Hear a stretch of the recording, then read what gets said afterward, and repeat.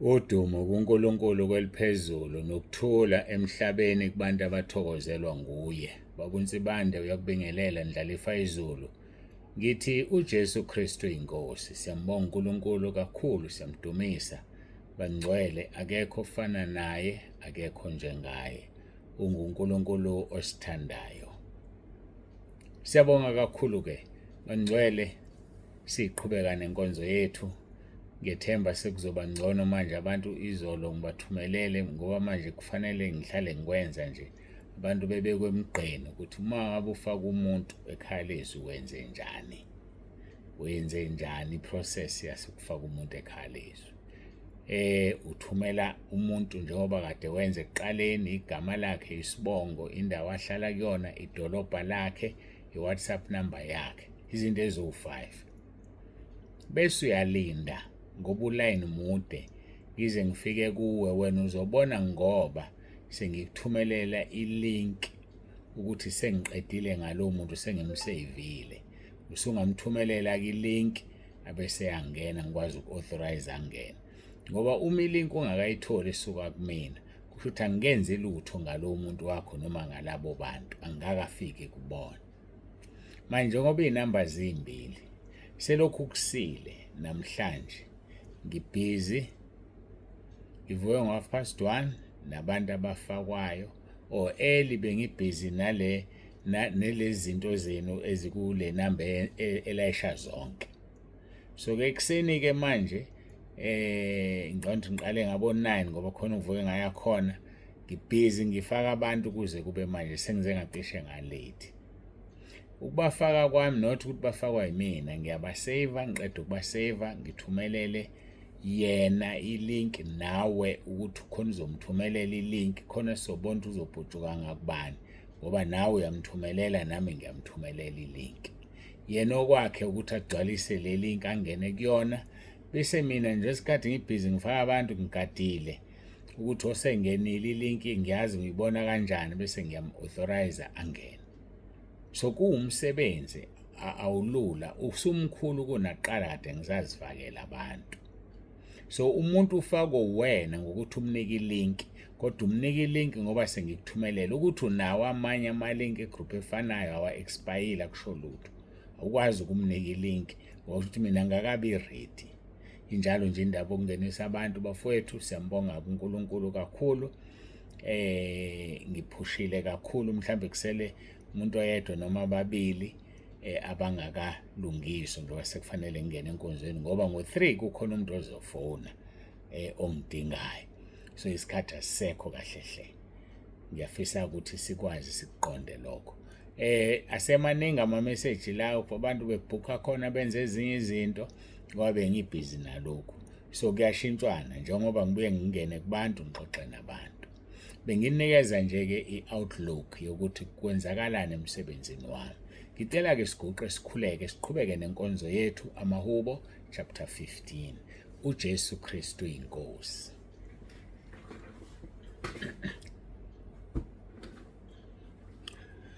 Baba wethu osezulwini, uNkulunkulu wethu onomusa, siyabonga ukusigcina kuze kube manje. Kakhulu simukela laba abasanda ukungena, abanye bangene namhlanje, abanye bangena izolo. Siyabemukela Nkosi, siyacela ukuthi ubasize ubakhulise kumoya. Abanye bangena besho nokusho ukuthi inhloso yabo bafuna ukukhula kumoya ngoba sebezwile ngaba bangenisayo ukuthi kuyakhulwa ekhaya lezwi. Bakhuliseke uNkulunkulu, abakhuliswa umuntu, bakhuliswa wena ngomoya wakho ingcwele, bakhuliswa wena ngokukhuluma kwakho kulezi inkonzo. Oqaphelayo ezwe, uyadlula kumuntu ezwe ukuthi akusiyena umuntu okhulumayo. Siyakubonga ke Nkosi, namanje ngiyacela uqhubeke ube kanye nathi, usigcwalise ngamunye ngamunye ngamandla sezulwini ukuba Nkosi siqonde imibhalo, sikholwe njengokusho kwezwi ukuze esiswini sethu kugobhoza imfula yamanzi aphilayo. Usho njalo kuJohn chapter 7 verse 38 and 39. Iba nathi ke Nkosi siyacela, uJesu Kristu inkosi. Amen. Siyambonga uNkulunkulu kakhulu, senginimukele vele nangumkhuleko ninenisanda ukungena. uNkulunkulu akusize. Makukhona ongakuzwa ubuze. Sinenamba ezimbili kuphela esisebenzisa, awusebenzisi noma yipi. zimbili iy'namba ey'sebenzisayo, iyodwa yokungenisa abantu, bese iba khona-ke la ukhuluma khona noma yini. Ngiyacela ukuthi-ke sibambelele kulokho-ke. Ake sifunde-ke siqhubeka-ke noverse 3 ebesikhuluma ngaye kakhulu, Hubo number 15, isihloko sithi isimo songo kaNkulunkulu. Jehova, ngubani oyakuhlala etendeni lakho na? Ngubani oyokwakha entabeni yakhe engcwele na? Verse 2, yilowo ohamba ngobuqotho nowenza ukulunga, okhuluma iqiniso enhliziyweni yakhe. Verse number 3, ongahlebi ngolimi lwakhe, ongamoni umngani wakhe, nongamhlazi umakhelwane wakhe. Verse 4, obuka onengekayo ngokuza kumenyanya, kepha ebazisa abamesaba uNkulunkulu, ofunga ngokuza kumlimaza, nokhangalaphula izwi lakhe, ongatsheleki umuntu imali yakhe ukuba izale, nongamukeli umvuzo ngongenacala, owenza lokhu kayokuzanyazanyiswa naphakade uJesu Kristu inkosi. Siyambonga kakhulu uNkulunkulu wethu. Sizoqhubeka-ke ukuthi oyohlala etendeni likaJehova noyokwakha entabeni yakhe. Verse 3, ongahlebi ngolimi lwakhe. Sikhulumile kakhulu ngokuhleba izolo, sikhulumile kakhulu ngokuncetheza izolo. Ongamoni ngisho umngani wakhe, ngoba ukuhleba lokhu kwenza uphelelwa abangani. Ukuhleba lokhu uyabalimaza abantu, uphethe inkembe emlonyeni wakho elimaza abantu, and usazoma phambi kaNkulunkulu uzilande ngokulimaza kwakho abantu. Ake siqhubeke sibheke ukuthi incwadi kaSamuel wokuqala uchapter 8 uverse 3 uthini? Uchapter 8 uverse 3, incwadi yokuqala kaSamuel uchapter 8 uverse 3 uthini? Uthi amadodana akhe, ubani loyo na? uSamuel. Amadodana akhe ayingahambi ngezindlela zakhe, kepha aphambukela inzuzo embi, athengwa ngemivuzo, aphendukezela izahlulelo. Bafowethu, akusiyona into yanamhlanje ukuthi iy'ngane zabefundisi zingalandeli ey'nyathelweni zabefundisi, iy'ngane zabaprofethi zingalandeli ey'nyathelweni zabaprofethi, iy'ngane zobani ngokwey'khundla esinazo emabandleni zibheke eceleni. Inkinga emangalisayo leyo eshiya umbuzo ukuthi yini ozongishumayeza ungitshele yona uhlulwa izingane zakho? Yini ozongitshela yona uhlulwa ingane yakho? Izingane zethu zizivala imlomo zikwenza uhluleke ukushumayela. Ngoba ngempela yini into ozoyikhuluma? Buka ingane kaSamuel, yini into ozoyikhuluma? Ngakhumbula ukuthi ake sibuke uThito, la kushiwo khona ukuthi kufuneka umuntu onjani. Verse number 7, Thito wokuqala, ngokuba umbonisi umele ukuba abe ngongasolekiyo, yena nje yedwa akafanele angasoleki, njengomphathimuzi kaNkulunkulu. Number 2, angaziqhenyi, ayophakema angaphakami, yehla uthobeke. Number 3, ongesisi isififane. Isififane umuntu oshesha athukuthele, onolaka, onenhliziyo encane. Akafuneki umuntu aphathe ibandla noma ibranch enenhliziyo encane. Ongesisi isiphuzi, akafuneki umuntu ozophatha umsebenzi kaNkulunkulu edakwa utshwala, ungesona isiphuzi.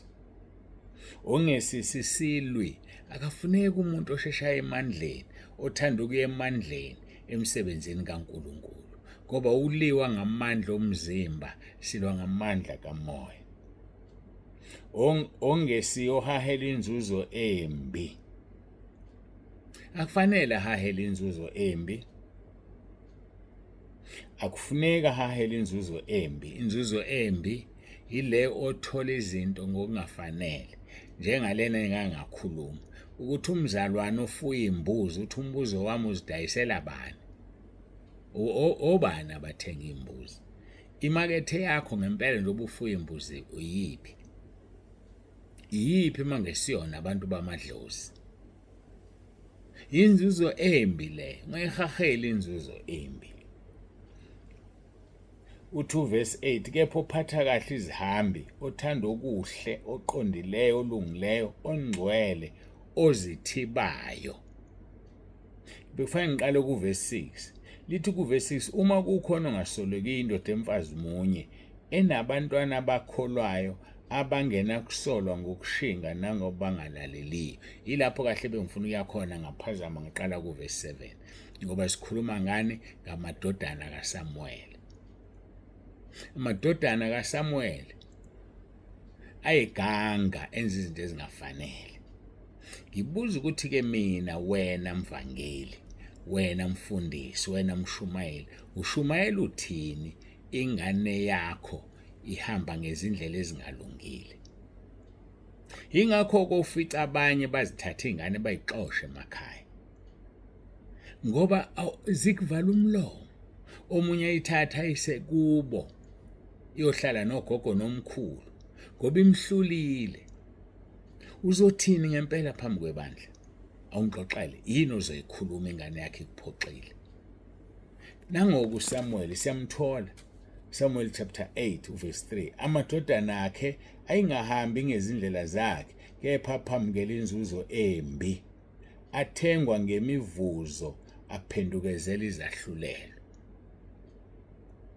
So uba umuntu wayegwaza emadodaneni kaSamuel ukuze kuphendukezele isahlulelo, simvune umuntu ungafanele simvune. So sisenkingeni bafowethu njengabefundisi. Ikho izwi lenkosi lithi ningabi ngabefundisi abaningi ngokuba niyongena ekwahlulelweni okukhulu. Yini oma phambi kwabantu ikhulume ingane yakho iphoxa ivangeli? Uthini wena? Awungixoxele.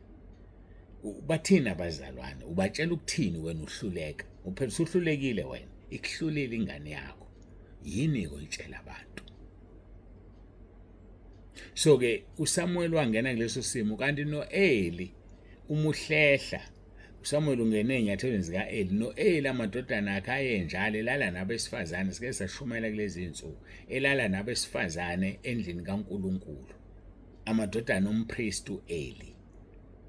Ziyasiphoxa ingane zethu. Kwangathi angikhulume kakhulu umfundisi uma seney'ngane ey'ncane ngoba usenkingeni. Kuthiwa wathi omunye umfundisi emile ebandleni, umzali ohlulwa ingane uyisehluleki, ezakhe zazincane, zino-3 years, 4 years, 5 years, wakhwela edilika phezu kwebandla. Layithulela ibandla lathi ziyakhula ziyezezakhe. Zathi mayifika kulesi stage zonke ezifika kuso, zagitsha abafana bamithisa ngapha nangapha, amantombazane akhulelwa ngapha nangapha. Kwathiwa khuluma umfundisi, wawushumayela uthi asikholwa uma siney'ngane zenze nje. Usazothini? Uzothini?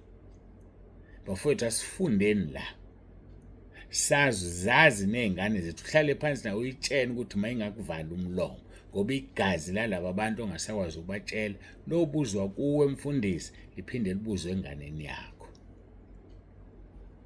Lobuzwa kuwe mfundisi liphinde libuzwe enganeni yakho. So sifunda-ke ngamadodana kaSamuel achezuka, aphendukezela izahlulelo, aphume endleleni kaNkulunkulu. So kanti lithi izwi lenkosi la uverse 1 verse 6, uma kukhona ongasolekiyo indoda emfazi munye enabantwana abakholwayo abangenakusolwa ngokushinga nabangalaleliyo. Ngoba umntwana enza into engafanele ikhombisa ukuthi akalaleli. Lizokulalela kanjani ibandla uza nomoya wokungalalelwa ophuma nawo kwakho? Kwakho angithi awulalelwa wena. Kwakho angithi awukwazi ushaya umthetho wena. Uyawushaya ziweqe. Uyothini-ke ebandleni emzini kaNkulunkulu? Yini uzofika uyikhuluma? So izwi lenkosi-ke licacile bafowethu, licacile. Ungavumi ukuvala umlomo wengane yakho ngoba unayo alternative. Ayikho into ozoyitshela abantu ingane yakho isenza into eyithandayo.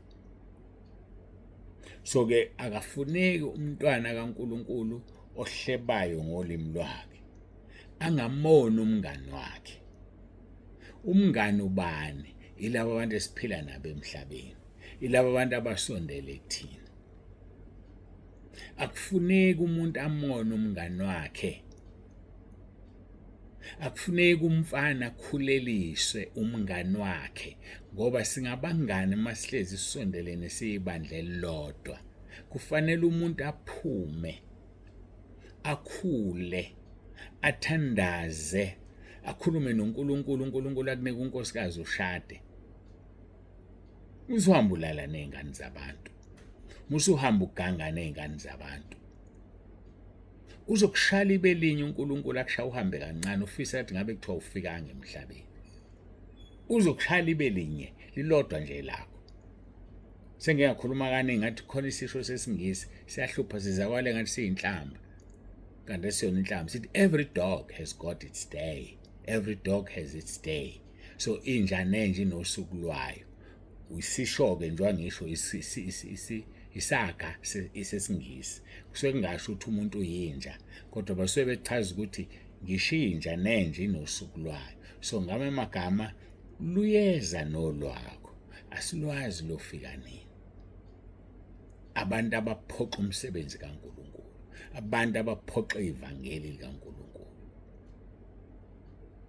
kufanele ngabe sinamahloni thina abazali ukuthi kwenzekeni bengephi, kungeqe kangakana kanjani, kuphunyuke kanjani. Ngiyazi ngezwakale ngathi ngihash,